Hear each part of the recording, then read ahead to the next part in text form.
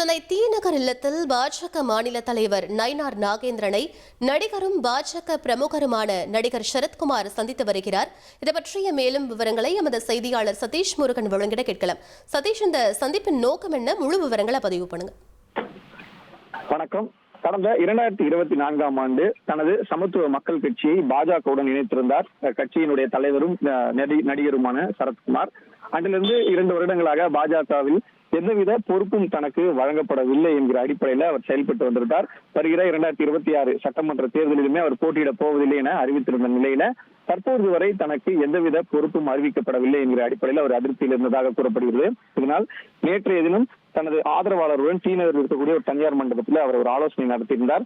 இதில் அவரது சமத்துவ மக்கள் கட்சியில் பணியாற்றிய அவரது முன்னாள் நிர்வாகிகள், அதே போல தற்போது பாஜகவில் உறுப்பினராக இருக்கக்கூடிய ஆதரவாளர்கள் இந்த ஆலோசனை கூட்டத்தில் கலந்து கொண்டனர். அப்பொழுது தனது அதிருப்தியை, கட்சியின் தலைமையின் மீது இருக்கக்கூடிய அதிருப்தியை தெரிவித்திருந்தார். தேசிய அளவில் தனக்கு பொறுப்பு வழங்கப்படும் என்கிற வாக்குறுதி அளிக்கப்பட்ட நிலையில தற்போது வரை தனக்கு பொறுப்பு எதுவும் வழங்கப்படவில்லை என்பதுதான் அவருடைய கருத்தாக இருந்தது. தனதுடன் இணைந்த சக நிர்வாகிகளுக்கு பொறுப்புகள் வழங்கப்பட்டிருந்தாலும் கட்சியினுடைய தலைவராக இருந்த தனக்கு எந்தவித பொறுப்பும் வழங்கப்படவில்லை. அண்மையில் நடைபெற்ற மிக முக்கியமான மாநாடுகளில் பாஜகவினுடைய பொதுக்கூட்டங்கள்ல தனது புகைப்படம் இடம்பெறவில்லை என்கிற ஆதங்கம் என்பது அந்த நேற்றைய தினம் இந்த செய்தியாளர் சந்திப்பின் போது வெளியிட தெரிவித்திருந்தார்.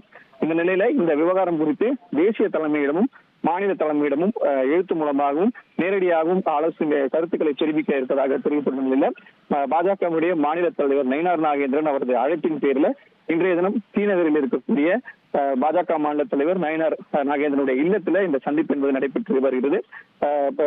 குறிப்பாக சரத்குமார் மற்றும் அவரது ஆதரவாளர்கள் என சுமார் ஒரு 20 பேர் தற்போது பாஜக மாநில தலைவர் நயினார் நாகேந்திரனை சந்தித்து தங்களுடைய கருத்துக்களை பகிர்ந்து வருகின்றனர். இந்த சந்திப்பிற்கு பிறகு ஒரு சுமூகமான முடிவு எட்டப்படும் நிலையில தொடர்ந்து அவர் பதவி வழங்கப்படும் நிலையில அவர் தொடர்வார்களும் அல்லது அடுத்த கட்ட அறிவிப்பு, அதாவது தனக்கு சாதகமான அவர் எதிர்பார்க்கும் விஷயங்கள் நடைபெறவில்லை என்றால் அடுத்த கட்டமாக தன்னுடைய நிலைப்பாட்டை அறிவிக்க இருப்பதாக தெரிவித்தார்.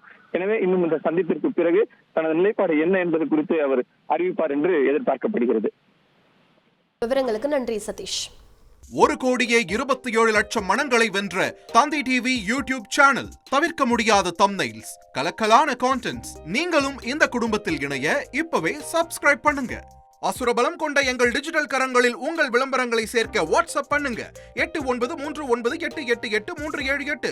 Email advtthanditv@dttv.in.